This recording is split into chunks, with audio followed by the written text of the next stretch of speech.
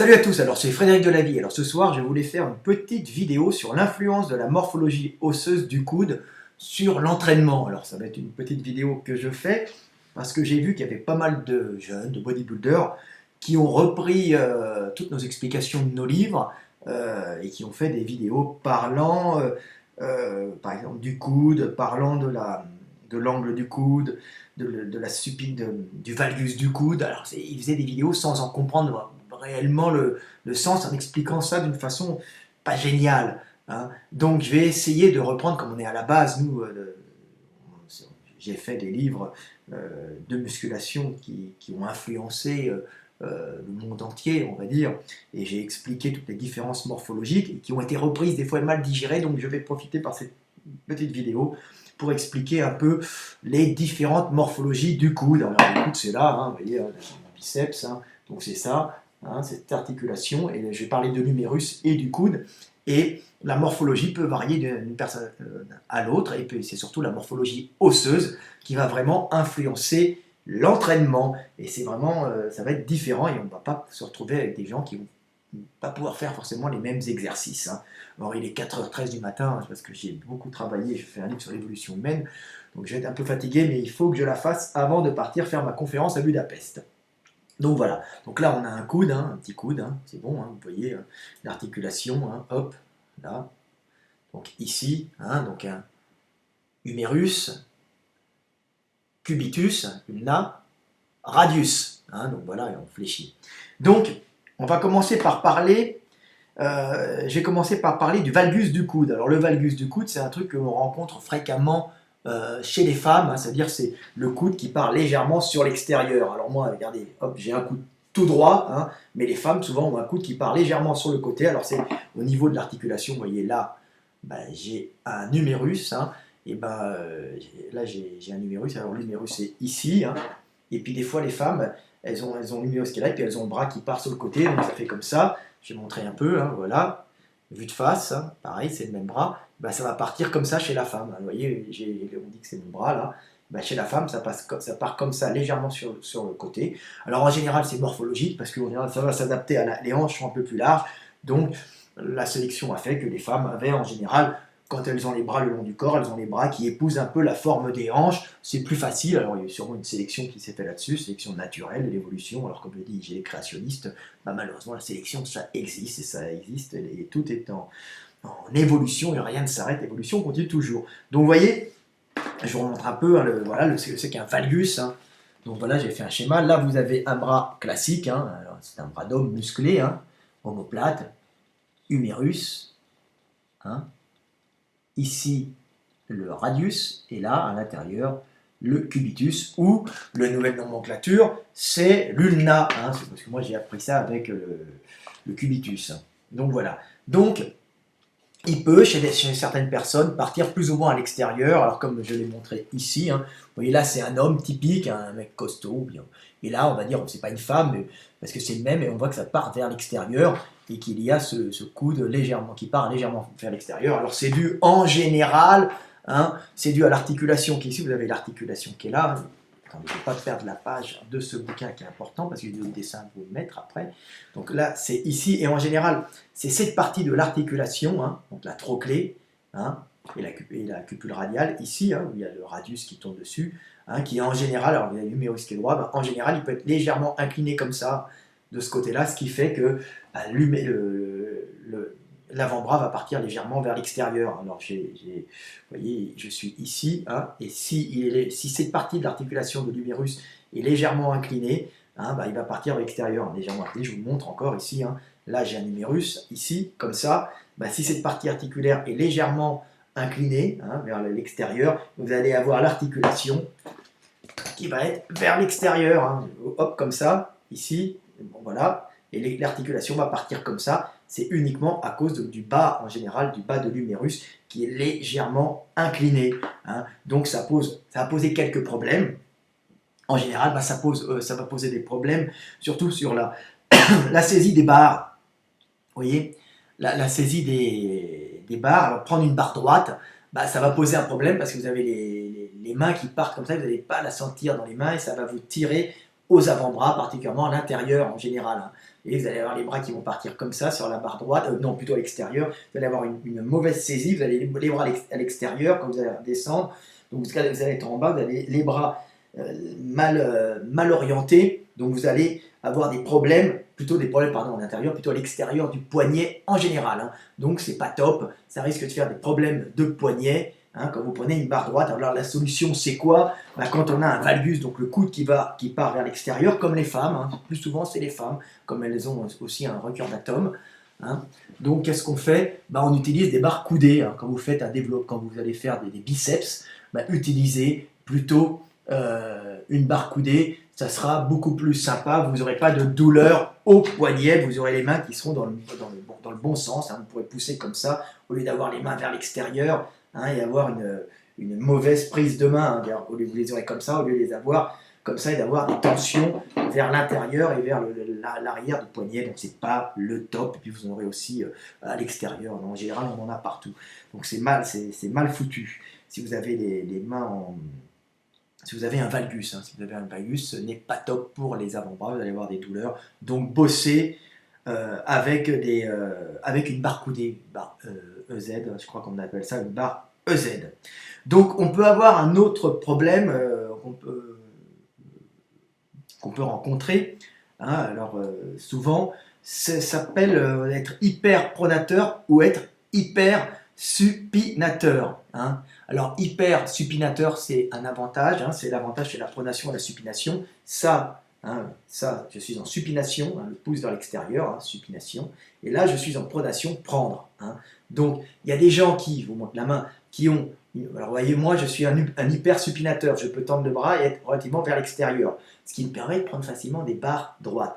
Mais je ne suis pas un superpronateur. Je suis là, je suis horizontal. Mais il y a beaucoup de gens, ils ont le problème inverse, hein. Alors moi, c'est normal, mais la plupart de moi, c'est ce qu'on appelle, je suis un hypersupinateur, parce que je porte quand même bien le pouce vers l'extérieur, mais beaucoup de gens n'arrivent pas à le porter plus que là, hein. Donc par contre, ils sont en général plus hyperpronateurs, ce qui n'apporte pas grand-chose dans l'entraînement, sauf pouvoir prendre des barres en prise pronation, hein. On ne bosse pas tout le temps ça, mais moi-même, qui suis hypersupinateur, je peux aussi la prendre, parce qu'on est rarement en hyperpronation dans la vie de tous les jours. Donc un hypersupinateur a plus d'avantage à l'entraînement parce qu'il pourra lui prendre facilement une barre droite, hein, et il pourra aussi s'accrocher plus facilement en traction quand il fait des prises supination, hein, c'est pas pronation, c'est supination, faire des tractions dans ce sens-là. Moi je suis un chef dans ce mouvement-là, il n'y a pas tout le temps de concours comme ça. Pourquoi? Parce que je suis un hyperpronateur. Ça me permet, quand il y a des concours de traction, je vous explique un peu l'avantage, ça me permet, en général les mecs qui font des tractions les bras serrés, alors ils vont vite engorger les biceps, hein. Moi j'explique, hein, là j'ai mes deux biceps, donc on bosse comme ça, hein. Donc le problème c'est qu'ils vont engorger rapidement les biceps qui sont des muscles moins résistants, hein, parce qu'ils sont uniquement en biceps, et la prise serrée localise moins, quand on fait des tractions, localise moins le grand dorsal et on localise plus le biceps. Alors que moi, si c'est la règle, hein, pour les gens hypersupinateurs qui font ça, moi je vais pouvoir prendre la barre large en hypersupination comme ça, et ça veut dire que je vais faire des biceps, mais aussi des grands dorsaux. Donc je gagne souvent sur ces concours. Pourquoi? Parce que mon hypersupination me permet de travailler beaucoup plus facilement les tractions en prise supination large, ce qui est en vérité une prise trichée, puisque c'est quasiment comme de la prise pronation, puisque je fais intervenir les grands dorsaux et les biceps, et je n'arrive pas à saturation au niveau des biceps, comme les pauvres types, je rigolant, je dis ça, qui ne sont pas hypersupinateurs. Donc c'est pour ça que j'ai gagné de nombreux concours en traction supination. On en le voit moins actuellement, uniquement parce que j'avais une morphologie d'hypersupinateur qui me permettait de travailler avec le grand dorsal en écartant les bras. Donc je dois travailler le grand dorsal qui est un grand muscle, plus les biceps, alors que les autres sont qu'en biceps, et ils engorgent vite, et ils peuvent plus s'entraîner. Donc vous voyez, on voit hypersupination, hyperpronation. Alors ça, c'est un avantage. Alors, ça peut avoir plusieurs causes, hein. L'hypersupination et l'hyperpronation, ça peut avoir une cause qui est uniquement une cause de la rotation. Et là, c'est l'humérus, encore une fois, l'articulation de l'humérus peut être par exemple plus tournée vers l'extérieur, hein. L'articulation il y a une torsion, vous voyez, l'humérus forme une torsion, hein, vous voyez, c'est comme une hélice, hein. Vous avez l'articulation ici qui regarde plutôt vers l'intérieur, hein, cette articulation huméroscapulaire, donc l'articulation de l'omoplate qui regarde vers l'intérieur, et vous avez l'articulation du coude qui regarde en face. Alors elle peut regarder en face, légèrement vers l'extérieur, dans ce cas-là vous serez un hyper supinateur, parce que vous aurez l'articulation du coude plus vers l'extérieur en général. Donc on est hypersupinateur à cause des fois de la morphologie de l'humérus et de la torsion en hélice plus marquée vers l'extérieur, hein, de l'humérus. Ça, c'est particulier des hypersupinateurs. Hein. À l'hyperpronateur, ça sera l'inverse. Il aura plus vers là, il aura tout le temps l'humérus par là, et il y aura peut-être une torsion plus interne, plus vers l'intérieur de la trochlée, de l'articulation huméro-cubital, quoi.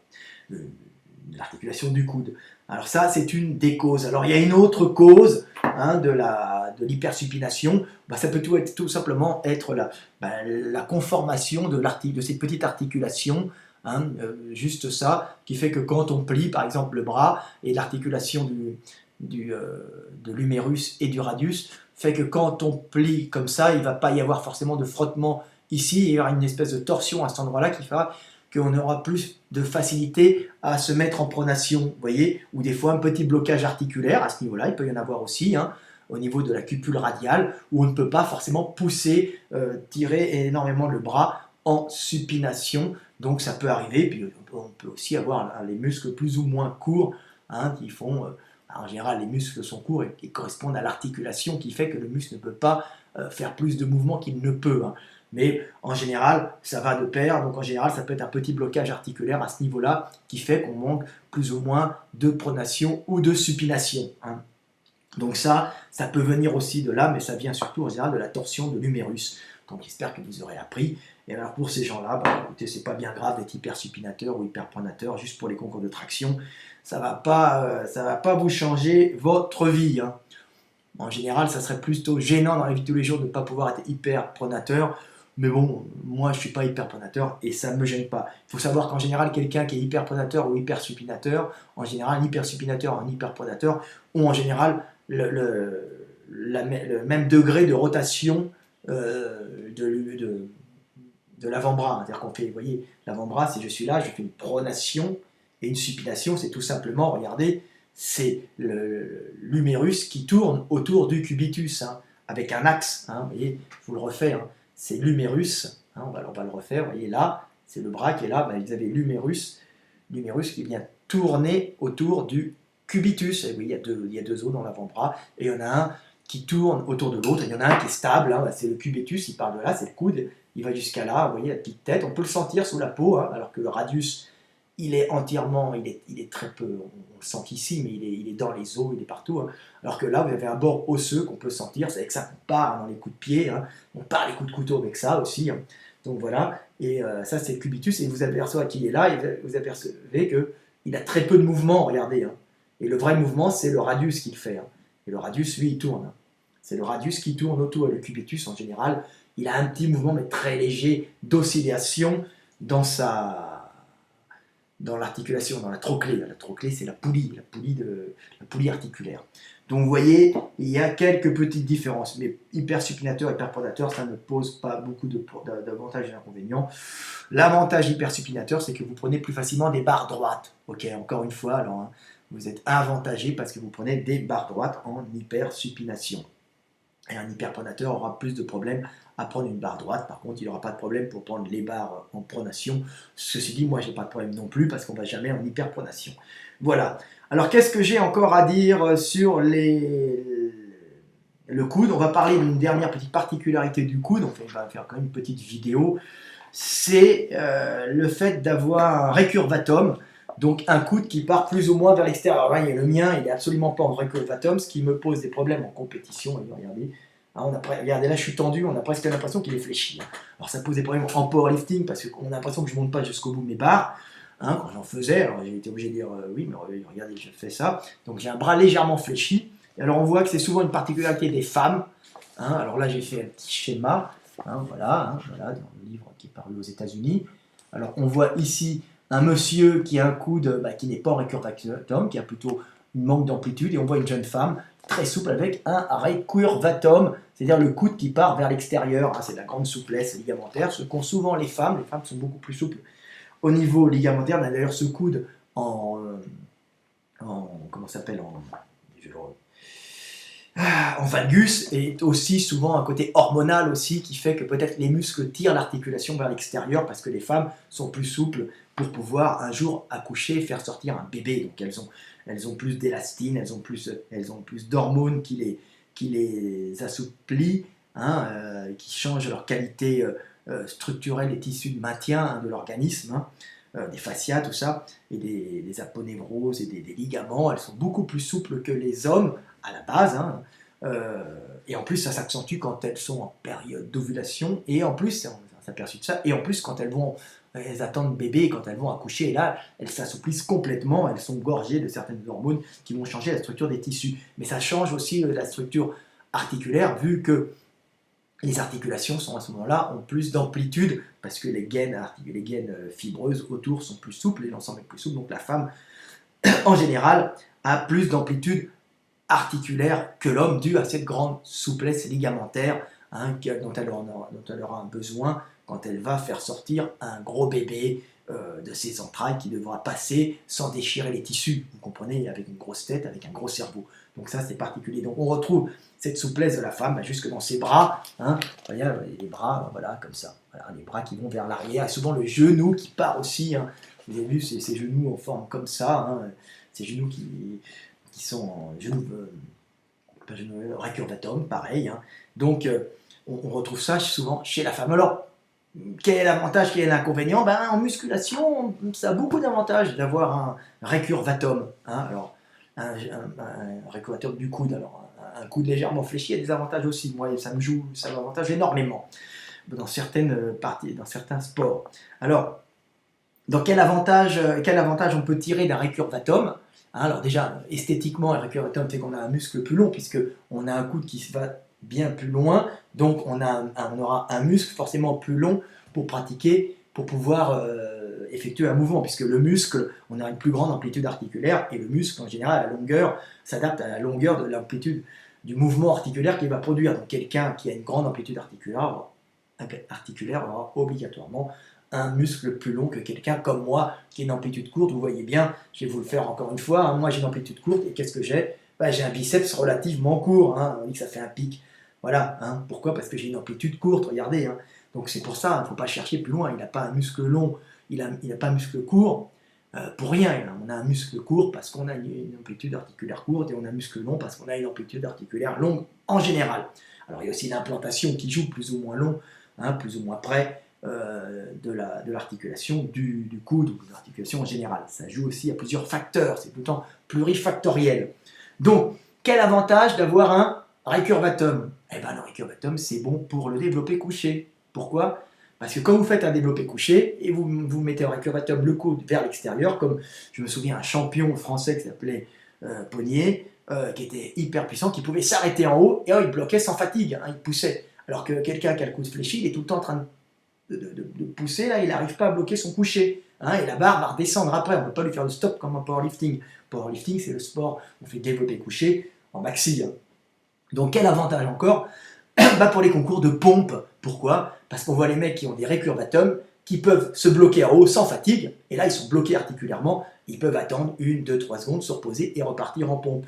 Et les mecs qui font 200, 300 pompes, en général, c'est tout le temps des mecs qui ont des récurvatums, donc qui ont cette morphologie, des petits mecs avec cette morphologie féminine, voilà, parce qu'ils bloquent en haut. Donc l'avantage du récurvatum en musculation. Mais par contre, en musculation, en sport, par contre, quel est le désavantage du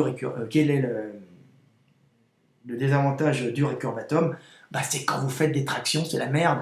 Parce que vous allez démarrer avec un bras complètement tendu, et là vous avez une tension qui est critique au niveau du biceps, et vous risquez la désinsertion, parce qu'il va tirer dans un angle qui n'est pas bon, hein. Alors que quelqu'un qui a le coude légèrement fléchi a déjà le biceps et le bras, et l'articulation du bras placée dans la bonne position pour amorcer un tirage puissant. Alors que quand il a le bras tendu, il va tirer, mais beaucoup moins puissamment, puisqu'il va tirer dans l'axe de l'articulation quasiment. Donc il va donner un petit élan pour partir, c'est très dur. Et moi, qui ai ce coude légèrement fléchi, je peux me reposer en bas, attendre, et puis partir en traction à la claque. C'est comme ça qu'on a vu récemment. J'ai fait une 3e place qui était énorme, parce qu'on avait quasiment les meilleurs de France, qui sont les meilleurs d'Europe, avec toutes les catégories, et moi je suis un gros lourd, hein, et j'ai fait 3e, pourquoi? Parce que c'était à la claque, à 1 seconde, il fallait monter. Et dès qu'on me met la claque, moi, je n'ai aucun problème en traction parce que j'ai le coude légèrement fléchi, donc il n'est pas en récurvatum. Et donc quand je pars sur un démarrage de traction à la claque, ça ne me pose aucun problème, aucune fatigue, tout simplement parce que j'ai l'articulation dans le bon angle sans me fatiguer, alors que quelqu'un qui a détendu les bras, qui attend la claque, et qui a un récurvatum, il va devoir mettre un effort intense pour amorcer le mouvement, il va perdre énormément d'énergie, alors que moi, à 90 kg, pendant la compétition, j'ai fait troisième avec 26 répétitions, le premier était un petit gars de 62 kg, il a fait 31, ce qui est proportionnellement quasiment rien en différence, vu que moi j'ai vraiment des kilos en plus que lui. Donc j'étais pas loin du gars, puisque j'ai fait troisième avec toutes les catégories confondues. On dit une trentaine, hein, les meilleurs de France. Vous voyez, un poids lourd qui arrive, pourquoi? Parce que j'avais la morphologie du coude et à la claque qui me permettait de faire des tractions facilement. D'ailleurs, je fais des tractions facilement à cause de cette morphologie qui fait que je peux détendre le bras complètement sans être dans une position critique pour réamorcer un démarrage. Donc vous voyez l'avantage du récurvatum et le désavantage du récurvatum et l'avantage d'avoir le coude plus ou moins fléchi. Donc vous voyez, tout est question de morphologie, c'est assez intéressant. Ne vous entraînez pas comme le voisin. Si vous voulez faire des démarrages à la claque comme moi et vous avez un récurvatum, vous risquez quand même la blessure. Fléchissez légèrement le coude. Moi, je n'ai pas ce problème. Donc voilà, petite vidéo. Est-ce que j'ai d'autres trucs à dire sur les coudes? Je crois que j'ai oublié un truc, mais je ne m'en souviens pas. C'est à peu près tout. Pronation, blocage, libération, j'en ai parlé. Traction de lumière, j'en ai parlé. Hypersupinateur, bon ben voilà, c'est à peu près tout. Hein. Le valgus, je vous l'ai montré, hein, encore le valgus. Hein. Et puis alors, bon, bah, si vous êtes vous n'êtes pas hypersupinateur et que vous avez en plus un valgus c'est ça, hein, c'est le coude vers l'extérieur. Bah, quand vous faites du développé couché, prenez une barre, un coudé, donc c'est valable pour les femmes, pour les mecs qui ont des valgus. Ah, dernier truc pour le valgus, c'est un peu gênant le coude vers l'extérieur quand vous faites du soulevé de terre. Hein, j'avais un copain hyper fort en soulevé de terre, c'était son point fort, mais il avait ce petit problème du valgus qui fait que quand on prend le bras, la barre, on a peut-être des fois un problème de décentrage. Hein. Donc c'est pas évident hein, quand on a un bras qui part vers l'extérieur. On peut compenser un peu, mais des fois c'est un peu gênant. On est obligé d'écarter un peu plus les bras hein, quand on est en valgus, ce qui nous fait perdre des centimètres. Hein. Vous voyez, on est obligé d'écarter quand on est en valgus, hein, d'écarter un peu plus les bras. Hein, et l'autre, de toute façon, qu'on ramène même vers l'avant, va être obligatoirement pour compenser ce décalage, va être remis. Alors, il n'y a pas de décentrage, si vous voulez, réel, mais le fait d'avoir un valgus fait qu'on a au soulevé de terre une prise de bras plus large et qu'on va, du coup, une prise de bras plus large fait qu'on va perdre 1 ou 2 cm et en compétition, c'est pas top. Alors, c'est des petits trucs, mais ça joue quand même. Voilà. Donc, c'était des petites. Alors, il y a sûrement ça joue dans plein de positions, dans plein d'exos différents, mais c'était intéressant de les signaler, surtout que j'ai beaucoup de profs de gym qui me suivent et que maintenant, voilà. Vous êtes au courant, n'oubliez pas, le guide des mouvements de musculation, je me fais ma pub, hein, voilà, hein, à l'envers, parce que je filme à l'envers. Et puis si vous êtes aux États-Unis, bah, vous prenez Women's Strength Training Anatomy, là j'ai fait ça pour les femmes, d'où les belles illustrations qui sont dedans, n'oubliez pas, c'est moi qui fais toutes les illustrations. Hein, et je travaille pour vous et la postérité. C'est-à-dire, c'est ma petite. C'est ce que je laisserai à l'humanité quand je ne serai plus là. Voilà, en espérant que tout le monde laisse quelque chose de bien. C'est ça qui serait bien sur Terre. Donc je pars en faisant une petite pause biceps comme d'habitude. Voilà, pour vous montrer quand même que je suis pratiquant aussi. Donc je pars, je suis du terrain, je ne suis pas qu'un cerveau. Allez, à bientôt. J'essaye d'avoir les deux. Salut, c'était Fred Delavier, 23 minutes 40.